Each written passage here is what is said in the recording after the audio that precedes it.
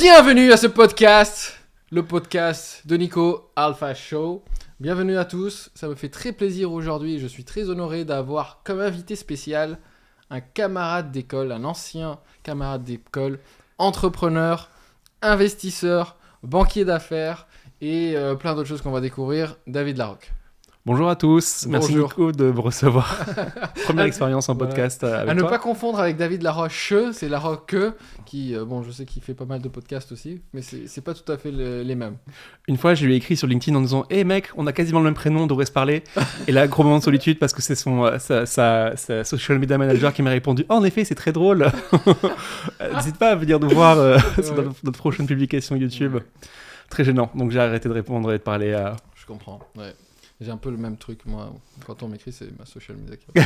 Ok. Moi, j'ai vu Les ça gens, que... parfois, ils croient qu'ils Il y parlent a à un filtre secrétaire Ouais. quand on parle à Nicolas maintenant. c'est ça. Voilà. Bon, ça va? Bah, écoute, ça va très bien et c'est assez rigolo de faire ça via cet exercice, enfin le catch-up qu'on est censé faire depuis des semaines, des mois. Ouais. Et Parce que là, il s'est passé... Alors, je pense qu'on pourra revenir à ton parcours. Mais là, je sais que beaucoup de personnes qui nous... Il y a plusieurs centres d'intérêt dans les gens qui écoutent ce podcast. Ouais. C'est Alpha Body, déjà. Donc, fitness, nutrition. Du coup, ça implique aussi toute une dimension mindset, dev perso, estime de soi, psychologie et tout ça, parce que c'est très lié à ce qu'on fait dans Alpha Body. Mais beaucoup de chefs d'entreprise, beaucoup d'entrepreneurs, beaucoup de cadres, beaucoup de personnes qui sont dans le business de près ou de loin. Ouais. Et du coup, je pense que ton profil il est intéressant, surtout pour cette catégorie-là. Donc aujourd'hui, podcast business, pour ceux qui n'avaient pas un peu compris le début. Donc si ça vous intéresse, à vos écouteurs, et si vous êtes moins dedans, ben, vous pouvez... quand même l'écouter parce qu'il sera cool. Vous apprendrez plein de choses. Donc, enfin, en même temps, on sait pas parce que parfois on a des discussions de dev perso, C'est vrai. de la vie au sens le plus Le large, podcast, et c'est parfois bien. on parle de business. ouais. Et du coup, ce qui est intéressant, j'imagine c'est ça que tu allais me dire, c'est que tu viens de vendre ta boîte.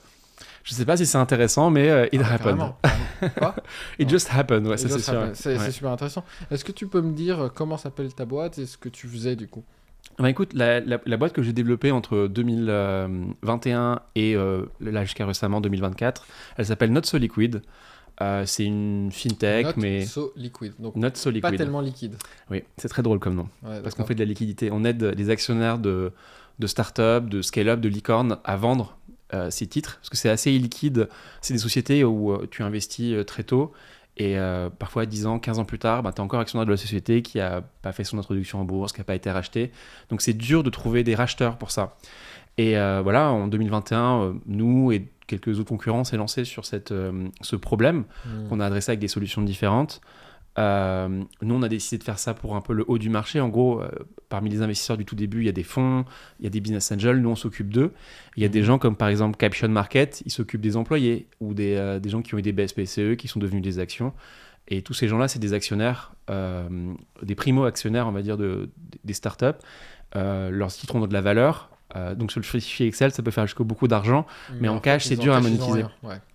Bah en fait, un des moteurs qui m'a conduit à lancer ce truc-là, c'est pendant le Covid. Je me suis dit, waouh, j'ai été business angel pendant des années, maintenant ça vaut de l'argent, je vais les vendre et je vais m'acheter un appart avec. Not happened. Personne t'a acheté. Non, mais je sais même pas comment faire en fait. Tu vois, je suis allé sur Reddit, je me suis dit, bon, how to sell startup shares. Et aux États-Unis, il y avait des trucs, mais c'était compliqué, c'était pour des montants très élevés, il y avait rien pour des titres européens. Et je me suis dit, Donc il y a t'étais un pas angle. tellement liquide en fait. Not So Liquid. Ouais. À l'origine, ça venait d'une vanne d'un investisseur qui se moquait de nous en disant Hey, good luck, guys, because it is not so liquid. Et cette tautologie, en fait, on l'a embrace. On s'est dit en fait, c'est drôle, mais c'est exactement ça. En fait, il a raison. Est-ce que le .com est disponible? C'est parti, c'est notre nom maintenant. Et du coup, il était disponible. Et on l'a toujours. Ok. Et voilà, donc là, c'était une expérience un peu plus start-up que ce que j'avais fait avant. J'avais déjà créé une première Alors, société c'était que quoi tu ta connaissais. première société? C'était une société de conseil qui s'appelle Leven, qui existe toujours. Mes anciens associés la développent toujours très bien. Levée de fonds, fusion-acquisition, levée de dette pour des startups. Donc ça restait dans le monde des startups. Et eux, ils vont m'aider à aller choper du capital pour ma Exactement. startup, sans passer directement par les fonds. Donc eux, ils vont faire l'intermédiaire, c'est ça? C'est de l'intermédiation, donc ils vont peut-être aller chercher de l'argent pour des fonds, pour des family office, de grandes entreprises, mais l'idée c'est de financer des startups qui se développent. En gros, ça c'est le primaire, c'est le premier financement des startups, c'est quand tu fais des levées de fonds. Ouais. Et après, les gens qui ont investi via ces levées de fonds, Moi, je m'en occupe plus tard. Donc, tu fais du secondaire. Donc, quand je fais du secondaire. Juste pour les gens qui débarquent et qui sont en mode wow, c'est quoi tous ces termes techniques? C'est quoi tes primaires et secondaires? Mais c'est intéressant parce que juste avant qu'on commence le podcast, on parlait de back market et de la différence entre le primaire et le secondaire. Le primaire, c'est quand tu vas acheter ton téléphone chez Apple, qu'il a acheté pour la première fois, tu l'achètes directement à l'entreprise. Et le secondaire, c'est quand tu rachètes une deuxième, enfin après un premier cycle ou un deuxième cycle, un revendeur, ou à toi quand tu vends ton téléphone en direct, ou un reseller qui en a acheté plein et qui les refait bien et qui les revend. Ça, c'est le marché secondaire. eBay, c'est que du secondaire. Le Bon Coin, c'est que du secondaire. Par exemple, le marché immobilier, quand tu achètes un appartement à Paris, en général, c'est du secondaire. C'est un appartement qui a déjà été acheté plein de fois, revendu. Et quand il sort de terre, c'est du primaire. Et quoi? Et quand il sort de terre, quand il est construit la première fois et qu'il est revendu pour la première fois, c'est le primaire. Moi, Alpha Body lève des fonds, c'est du primaire. Si dans 3 ans, quelqu'un veut vendre ses parts à quelqu'un d'autre, sans qu'il y ait une autre levée de fonds, c'est du secondaire. Exactement. Tu revends des actions qui existent déjà, alors que pendant le primaire, tu les crées et tu les donnes en échange du fonds pour la société. Et donc, comment ça s'est passé cette aventure entrepreneuriale pour toi? Laquelle? La première? Plutôt la deuxième, là, vu qu'on était là-dessus. La deuxième, écoute, honnêtement, on s'est lancé en plein Covid. Et juste pour faire un peu le parcours en entier, donc avant Leven, tu faisais aussi, t'as bossé en fusion-acquisition, en finance? J'avais fait un premier stage en fusion-acquisition il y a 1 milliard d'années, enfin en 2010-2011 chez Rothschild. C'est là que j'avais découvert un peu le métier. C'était pas exactement pour moi à cette époque. Mais vraiment, je me suis fait plein d'amis, plein de mentors, de contacts. Déjà à cette époque-là, notamment mon maître de stage qui est devenu mon associé après chez Leven quand je suis rentré à Paris. Ensuite, j'ai plutôt travaillé dans l'investissement après l'école. Donc j'ai fait ce stage. Ensuite, j'ai fait de l'investissement en private equity, donc de l'investissement dans des entreprises de non cotées, dans un fonds qui s'appelle Apax. Je fais ça pendant 1 an. C'était vraiment pas la bonne période, c'était en 2012. C'était la crise des dettes européennes. Grosse cata, on devait lever un fonds de 200 millions, on a levé 40. Et tu fais pas le même genre de deal avec 40 millions qu'avec 200, même si ça paraît énorme. C'était pas très très drôle, on n'arrivait jamais à avoir les deals. Parce qu'à 40 millions, faut penser qu'en fait il faut faire plusieurs deals avec. Donc c'est pas comme si tu te mettais les 40 d'un seul coup sur une boîte. T'es censé faire 10 donc deals. t'es obligé de saucissonner en fait, et du coup il reste plus grand chose pour chaque deal, quoi. Exactement, et tous les gens qui peuvent mettre plus d'argent que toi, ils passent en premier, ils peuvent payer plus cher, ils peuvent et donc en gros c'était une expérience sympa, mais j'étais content qu'elle s'arrête. Et je suis parti travailler pour un family office, donc une structure d'investissement familial. Le fonds de la famille Guisset, c'est les fondateurs de JPG, les fournitures de bureaux. D'accord. Donc c'est un gars, il s'est lancé dans les années 70, il avait un camion. Et il a acheté des crayons, des papiers, et il allait vendre ça en porte-à-porte aux entreprises. Puis après, c'est devenu une vraie boîte. Il a développé ça pendant 20 ans. J'adore. Il l'a vendu en 2000 pour des centaines de millions, ce qui était colossal à l'époque. Ça paraît banal vu la taille des deals d'aujourd'hui, même en France et en Europe. Mais à l'époque, c'était une vente monstrueuse. Et il avait vendu ça à l'époque à PPR. Donc PPR, qui est devenu aujourd'hui Kering, c'était un groupe complètement différent d'aujourd'hui. C'était du B2B et tout. Il y avait Red Cat, CFAO. C'était un conglomérat. Et maintenant, c'est que du luxe. C'est bizarre.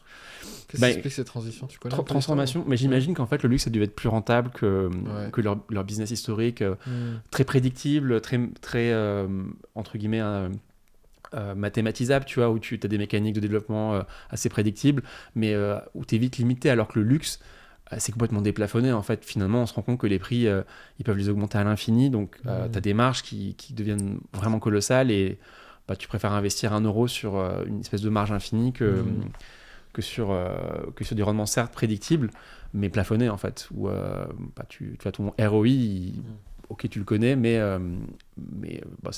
c'est moins drôle et moins prestigieux aussi, j'imagine. Donc, j'imagine que la génération 2 s'est dit on va focus sur le luxe, c'est quand même plus cool et ça marche. C'est un côté sexy en plus. C'est un côté sexy. Et donc voilà, donc mon boss, il avait fait ça, il avait vendu ça en 2000. Donc pendant 20 ans, il avait monté sa structure d'investissement familial. Il avait monté toute une équipe de financiers. Et moi, j'avais été recruté pour lancer le pôle capital risque. Donc faire le capital risque et le fait d'investir très tôt dans la vie des entreprises, donc, notamment dans les startups. En gros, je faisais des tours d'amorçage ou de pré-amorçage. Je mettais des tickets entre 100 en anglais, on appelle le venture capital. C'est du venture capital, capital risque. Donc j'ai fait ça et c'est là que j'ai commencé à côtoyer le monde des startups, à côtoyer les entrepreneurs, les autres investisseurs. On va pas se mentir, j'étais pas le meilleur investisseur à l'époque, mais il y a 2-3 trucs qui ont émergé, qui sont devenus des trucs bien. Et encore aujourd'hui, maintenant, moi qui ai fait des investissements à l'époque, GPA, ces structures, c'est devenu mon client à la vente.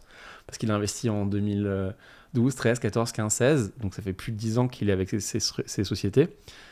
Il est minoritaire, mais il y a un moment, il faut bien qu'il vende. Donc on travaille avec lui maintenant. D'accord. Donc c'est un peu full circle, tu vois, avec D'accord. notre Liquid. Ouais. Cool. Et donc voilà, et ensuite j'ai créé donc cette boîte de conseil, le Ven, avec Grégory, mon ancien boss de la banque Rothschild. J'ai fait ça pendant 4 ans. Gros passage à vide pendant le Covid.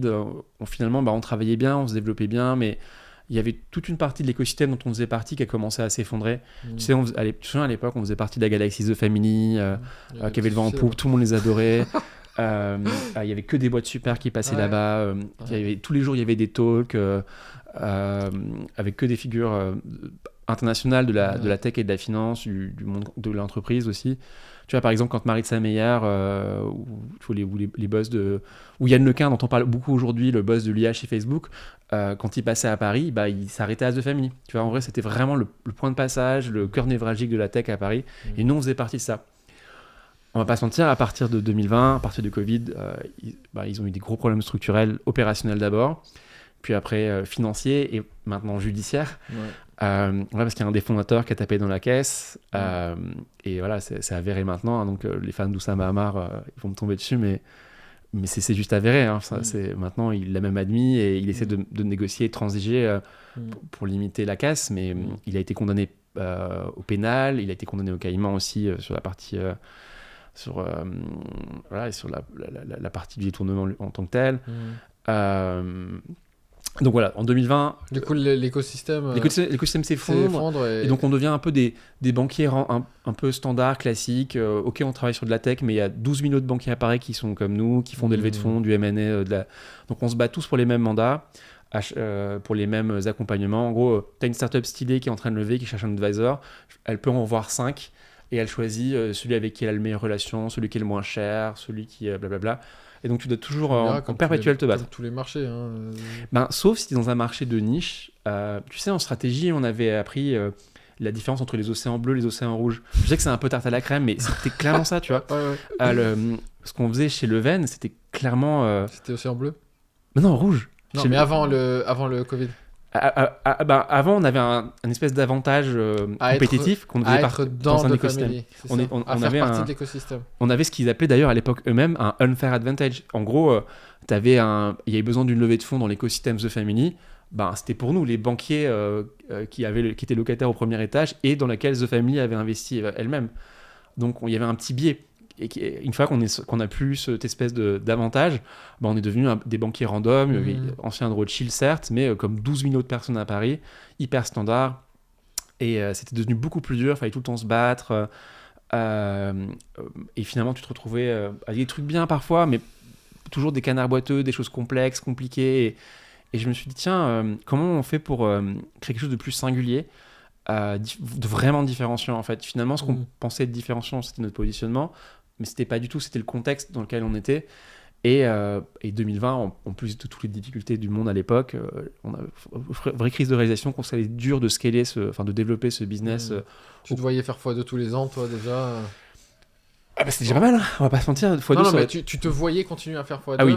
C'était ce qui se passait 2017, 2018, 2019, Baraka, où on enchaînait les succès, tout le monde nous adorait. Puis 2020, on se retrouve tout seul. T'as des startups un peu connues que t'as accompagnées ? Ouais, bien sûr. Dans celles qui viennent en tête, Austin Flight, c'est la conciergerie de Airbnb. June, les couches, avec Harold Juge. Qu'est-ce que les gens peuvent connaître ? Job Teaser. AB Testy ou même Chanty Biscuit. Je sais pas si les gens connaissent Chanty Biscuit des réseaux sociaux, mais c'était ma première cliente ever en 2018. Et c'est à ce moment-là qu'on a été remarqué par The Family, parce qu'elle faisait partie de The Family. Et à l'époque, c'était Oussama lui-même qui s'était dit ah tiens, ça serait bien d'avoir les banquiers. Exactement, ça serait intéressant d'avoir ça en service adjacent, un truc ancillaire qui apporte de la valeur. Micro parenthèse. Mais est-ce qu'il y a aujourd'hui un service équivalent à The Family en France, à Paris ? Parce qu'il y a la station F, mais c'est pas tout à fait la même chose. C'est plus un. C'est intéressant parce que moi et mon cofondateur de Not So Liquid, à partir du moment où je me dis il faut faire un truc singulier, je reprends contact avec Pierre qui avait une l'idée du secondaire en se disant il y a un problème de liquidité, faut l'adresser. Et on se dit merde, maintenant on se lance et il y a plus de family, tu vois, qui aurait été on serait allé direct là-bas. Où est-ce qu'on peut aller pour avoir ce sentiment d'écosystème, cette espèce d'ensemble d'avantages, d'atouts qui te permettent d'aller plus vite, sentiment que tu fais partie d'une communauté où il y a des ressources, de l'aide, de l'inspiration. Et d'autres gens qui font des trucs cool, quoi. D'autres gens qui font des trucs cool. Et on s'est dit, Station F. Donc en juillet 2021. Donc pour ceux qui ne connaissent pas, Station F. Le plus grand incubateur de start-up du monde. Un des plus. Il y en a peut-être un ou deux à San Francisco qui sont de taille comparable, mais en Europe, c'est de loin le plus grand. Il y a 1000 start-up en même temps qui sont incubées là-bas. C'est pas mal, ça fait 2000 personnes qui ont un badge. Bon, thanks God, ils y vont pas tous les jours, parce que sinon, ça serait vraiment la cohue. Mais voilà, c'est très ambitieux et le service et le contexte est à la hauteur de l'ambition. Mais c'est pas The Family. The Family, c'était plus petit, c'était plus intime. Ouais. Là, c'est presque un immense vaisseau spatial, une grande bibliothèque géante où les gens y bossent, mais ils se parlent pas trop. C'est moins organique. Quel est le mot ? Il y a moins de serendipity. Tu vois, à The Family, tu te baladais en bas au rez-de-chaussée, tu te faisais un café et tu avais Xavier Niel à côté qui discutait avec une start-up, et tu pouvais tomber sur eux, tu vois, il pouvait y avoir une espèce de hasard où tu avais des opportunités qui étaient juste là de manière nonchalante, naturelle. À Station F, on y a passé 2 ans quand même, faut provoquer les choses. En gros, tu as des ressources, mais il faut aller chercher, tu vois. C'est un peu plus industrialisé quelque part. Exactement. Mais j'ai l'impression aussi, corrige-moi si je me trompe, Station F, c'est un peu plus quand même des bureaux, et de Family, c'était quand même plus aussi de l'accompagnement, non ? Bien sûr. Il y avait côté coaching, entre guillemets, que tu avais dans The Family, que tu as moins dans Station F. Après, je connais pas trop, donc explique-moi. Il y a peut-être une nuance aussi entre...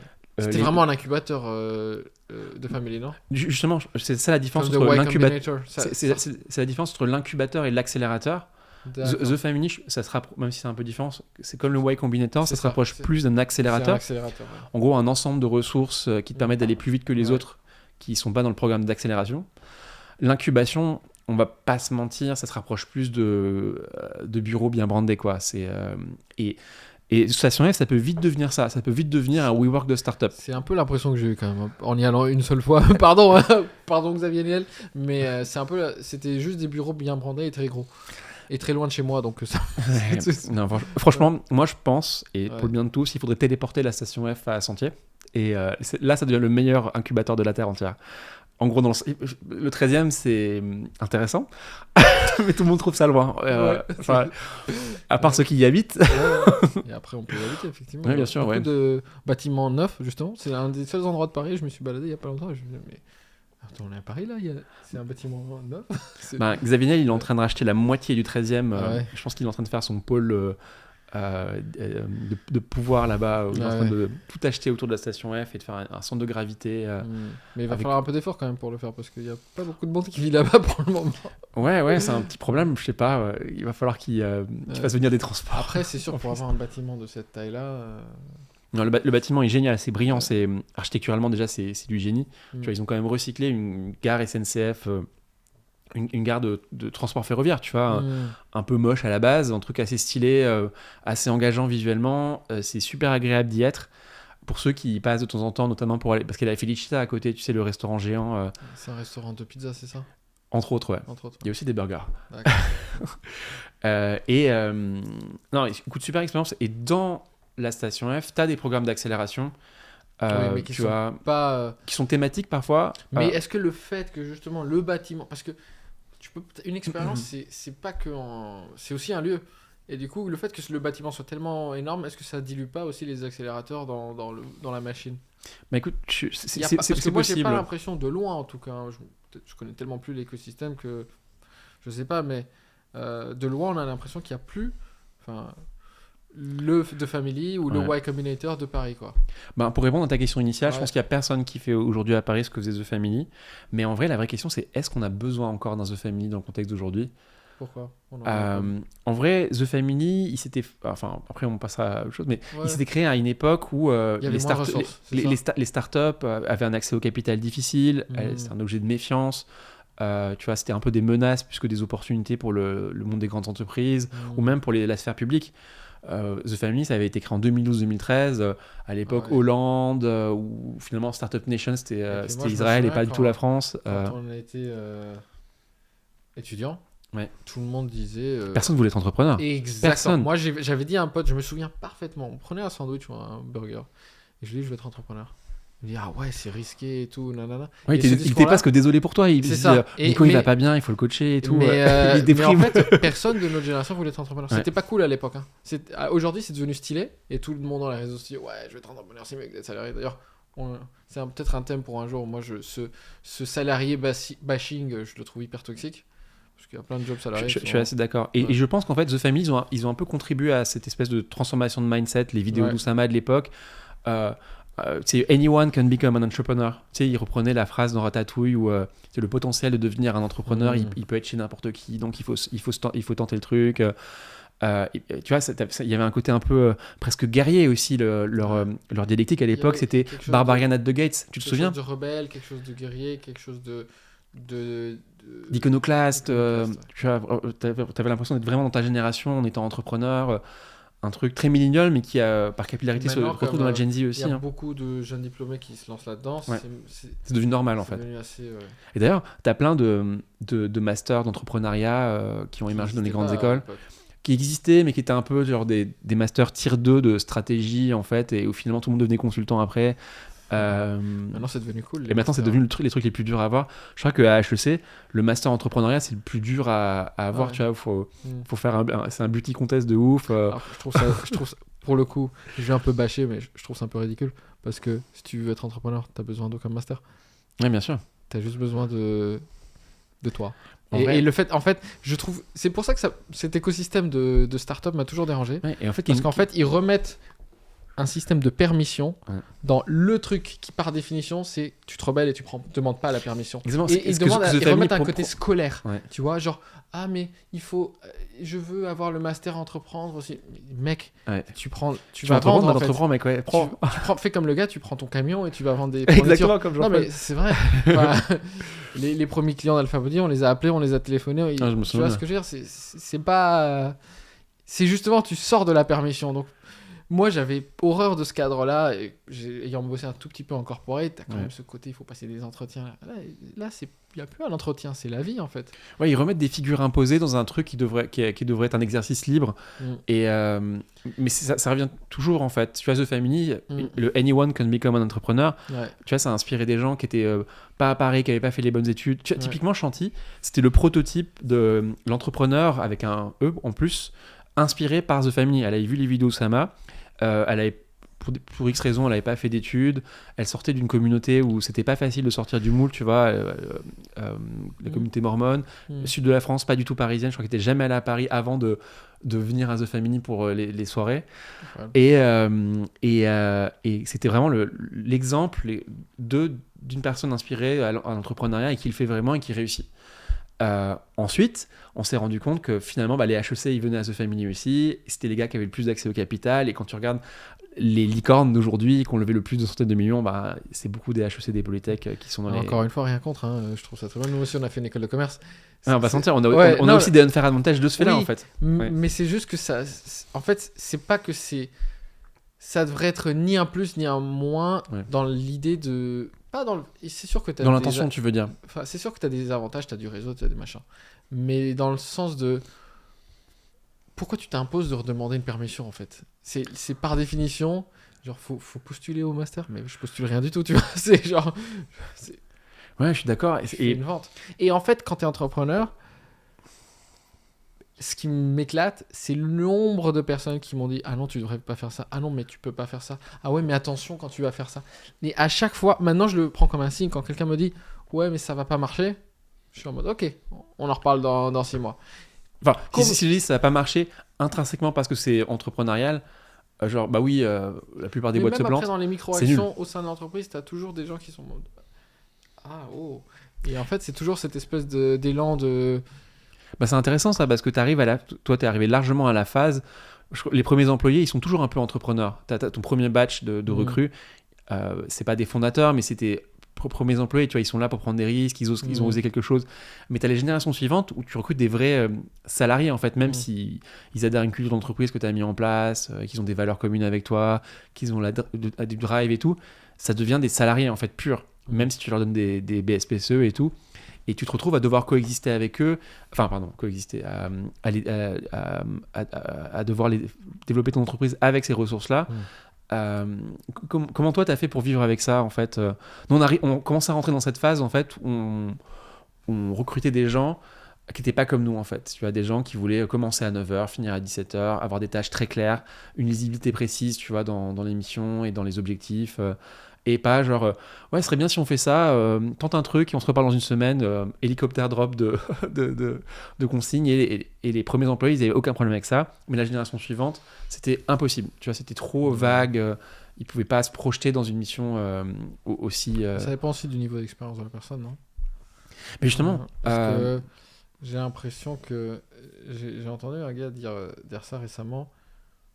Plus ton niveau de seniorité, pas au niveau sens expérience, mais au niveau capacité ou expérience. Il y a l'âge aussi, mais d'accord. Expérience, connaissance et / expérience est élevé, et moins tu as besoin d'une roadmap précise, et plus on peut te donner un but, un but final un peu. Par exemple, si tu me dis demain, monte une startup dans les... Je sais pas, lance un truc de guitare en ligne. T'as besoin de me donner juste cette consigne-là et je sais tout faire. Bien le sûr. Reste. Pareil. Je sais faire le marketing, la vente, le contenu, tu le vois de manière arborescente et tu es capable et après, tu fais le plan d'action, tu vois. Et quelqu'un qui ne l'a jamais fait, ça va être compliqué. Mais il y a un moment où on souhaitait à ce moment où on l'avait jamais fait. Et tu documentes, et quand tu as une espèce de... Quand tu es entrepreneur, tu as une espèce de curiosité, une espèce de moteur interne qui fait que tu vas réussir à le faire. Enfin, en tout cas, tu vas mettre en place les tentatives qui fait qu'itérativement, tu y arrives. Je sais pas, je pense qu'il y a des profils différents et il faut un peu de tout dans une boîte. Et certains où c'est des profils très spécifiques qui font une tâche très spécifique. Je vais prendre un exemple, mais c'est pas forcément ça n'a rien de négatif, mais un prestataire service après-vente qui va faire des tâches un peu plus répétitives. Un peu plus répétitives de gestion des facturations, demandes, problèmes d'accès à ma formation, tout ça. Bon, tu lui demandes pas forcément de révolutionner l'entreprise. Du design, pareil, une personne qui fait du design n'a pas forcément d'avoir l'ensemble des éléments, mais il faut quand même 2-3 copilotes qui ont l'ensemble des éléments en tête. Vous êtes combien maintenant chez AlphaBody 25, 30 un truc comme ça, Moi, je me souviens des premiers jours de AlphaBody où tu m'avais pitché l'idée. On était en Espagne, je crois. Moi, tu avais un business sur Amazon à cette époque-là. Et ça commençait à être la fin de la martingale que vous aviez spoté sur Amazon. Les robinets se fermaient, ça devenait... Ils ont changé les règles, ça marchait plus. Et ça marchait moins bien et c'était plus aussi vertueux et intéressant. Et je crois que tu avais commencé à faire du sport... je sais plus quel était le point de départ. Non, t'avais pas commencé à faire de l'haltérophilie, un truc comme ça? C'était quoi le point j'avais fait de l'haltérophilie. Je me souviens de ça, c'était rigolo. J'avais pas mal de questions pour toi. Il y a les questions sur la vente de ton entreprise. Que tu m'avais déjà posé et j'ai pas répondu parce qu'on est très digressif. Parce qu'on était très digressif. Mais avant de faire ça, on déroule. Je vais te poser la question de comment se déroule une levée de fonds, parce que tu as fait des levées de fonds dans tous les sens. Tu as été des 3 côtés d'une levée de fonds. Tu as été t'as raison. Finalement, j'étais leveur de fonds. Voilà. J'ai levé des fonds plusieurs fois. Tu as été investisseur, tu as été intermédiaire et tu as été aussi start-up. De tous les côtés. Donc c'est vrai que j'ai fait de tous les côtés. Comment on fait pour lever des fonds en fait? Très bien. Alors, parce que ça paraît un monde assez mystérieux à beaucoup de personnes. Alors, il y a des émissions comme Qui veut être mon associé qui démocratisent un peu ça, mais quand même. Écoute, c'est très bien Qui veut être mon associé. C'est vraiment une portion, tu vois, du monde de l'investissement. C'est un peu une mise en scène du monde des business angels professionnels, on va dire. C'est ces gens. Ça représente assez bien quand même. Écoute, ça ressemble bien au jeu qui se passe aussi dans la vraie vie. Finalement, Si Marc Simoncini il n'était pas à la télévision, tu pourrais lui écrire sur LinkedIn, lui présenter ton projet. Probablement comme David Laroche, c'est son assistante qui répondrait, qui traiterait le truc ou pas. Mais in fine, c'est le même genre de démarche. J'ai un projet, j'ai un besoin de financement, je pense à vous parce que vous avez un bon profil et vous avez financé des business qui ressemblent. C'est une portion du monde de l'investissement du capital investissement qui existe pour les entreprises. En vrai, le vrai bon moment pour lever des fonds, c'est quand tu commences à identifier un besoin. En fait, être à court de cash, ça ne veut pas dire que tu as identifié ton besoin. En vrai, tu as toujours besoin de cash quand tu lances une entreprise. Finalement, la vraie bonne source de financement d'une boîte, c'est d'avoir des clients et de faire des ventes. Donc c'est vraiment la priorité.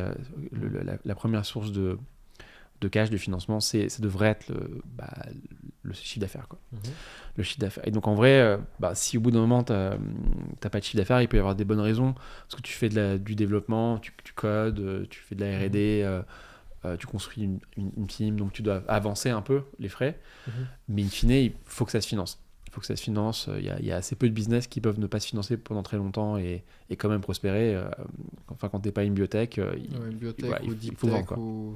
Exactement. Il faut vendre.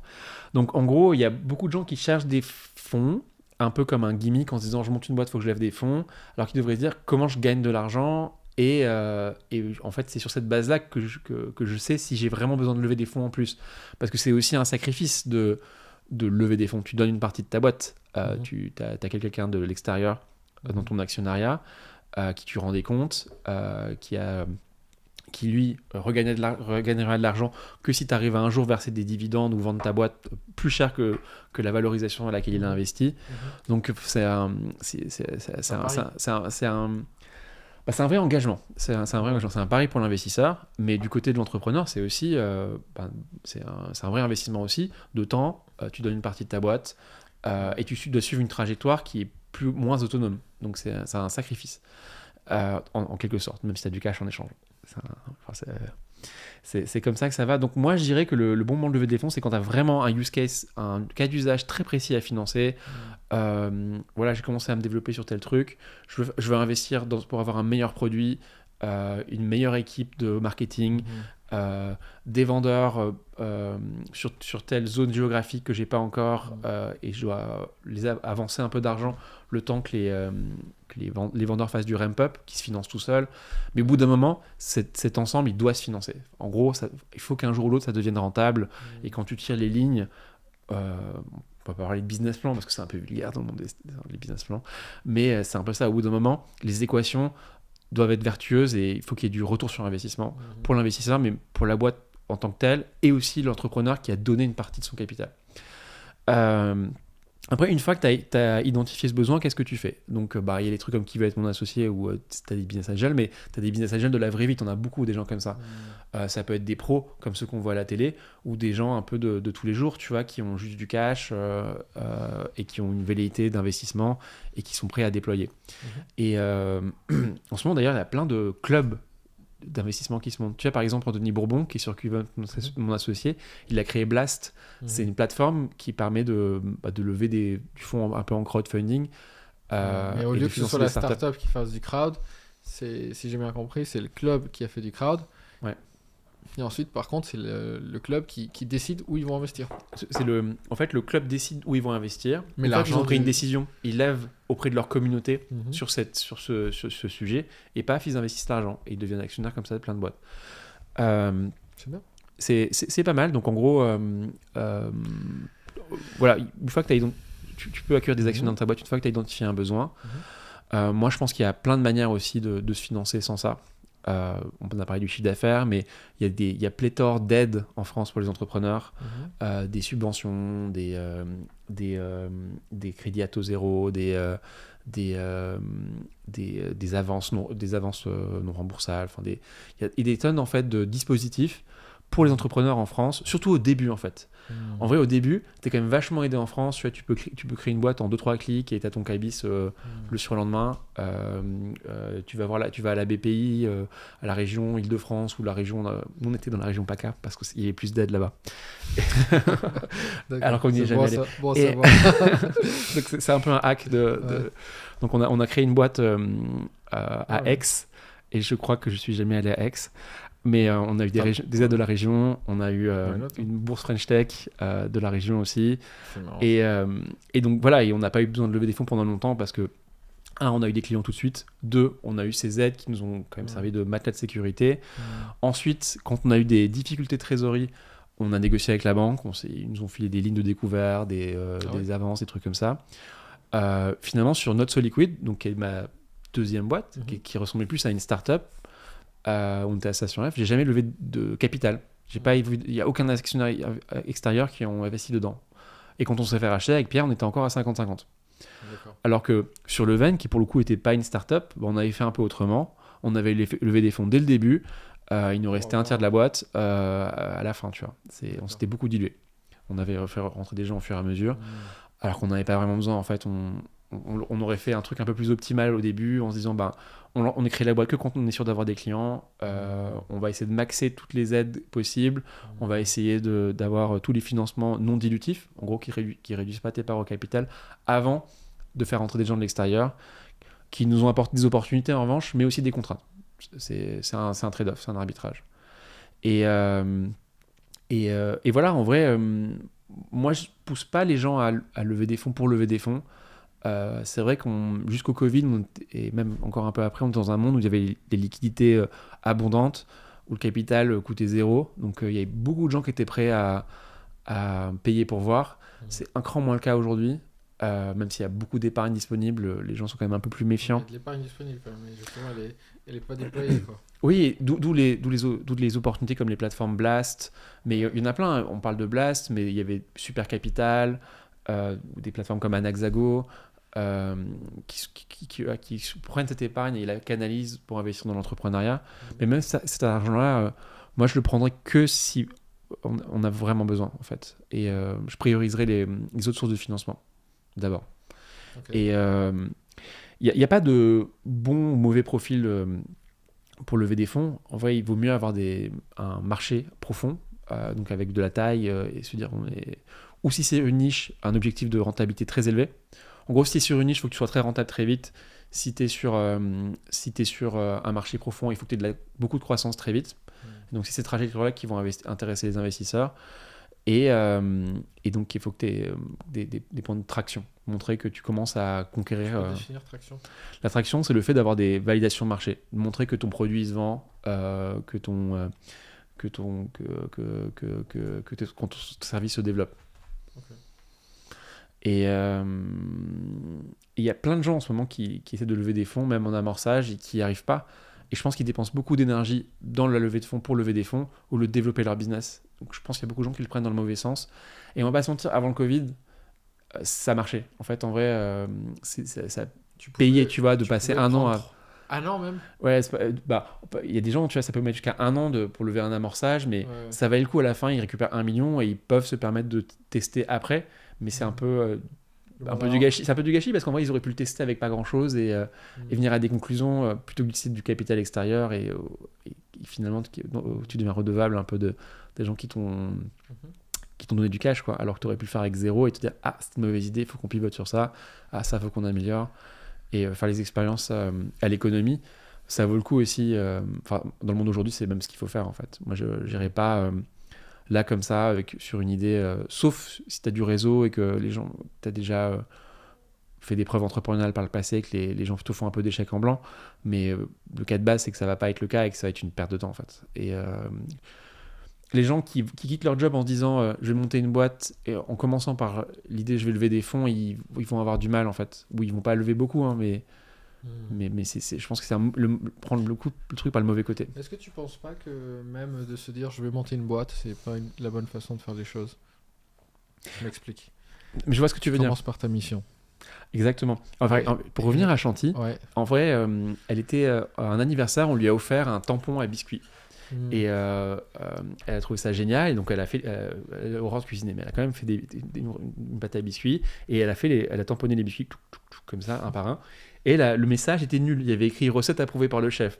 Et elle s'est dit, c'est con, c'est super sympa comme truc, mais j'aurais aimé choisir le message, en fait, que ce soit personnalisable. Donc, elle s'est dit, et en plus, ce serait une idée de cadeau marrante pour mes amis. Donc, elle regarde sur Google et ça n'existe pas. Et en fait, sa pulsion entrepreneuriale, c'était pas juste le fait de devenir entrepreneur pour être entrepreneur, c'est qu'elle trouvait que ce service, il devrait déjà exister et que c'était pas normal qu'il n'existe pas. Donc, elle s'est dit, je vais le faire moi-même. Donc, c'est intéressant que tu aies dit pulsion entrepreneuriale. Donc, elle a été portée par un truc. Exactement. Et qui ensuite, la forme, ça a été de devenir entrepreneur. Est-ce que c'est pas plus sain au final, ça? Je sais pas. Ça a l'air visiblement. Plutôt que de juste commencer par je veux gagner de l'argent.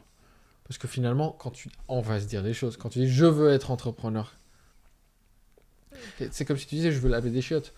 Ça ne veut ça veut rien dire. Et moi j'ai été. Tu vois ce que je veux dire? L'entrepreneuriat, c'est la boîte. C'est pas le contenu.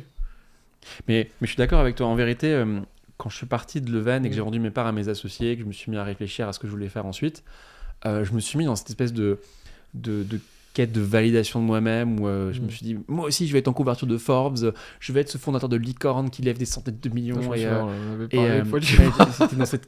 j'étais obsessionné. Ouais. J'étais obsédé par ça. Et en fait, donc, je me suis associé avec Pierre avec ce mindset-là, hein, quand même. Donc, on a quand même fait un truc et ça a pris du temps pour le déconstruire, de dire, en fait, finalement, ce qu'on fait, c'est pas tant une start-up que ça, c'est plus une boîte de conseil. Et c'est ok, en fait, même si j'avais dit que je ferais plus jamais de boîte de conseil, celle-ci, elle me plaît à ce moment-là de ma vie, en fait. Et ok, on va pas lever des fonds, mais c'est ok.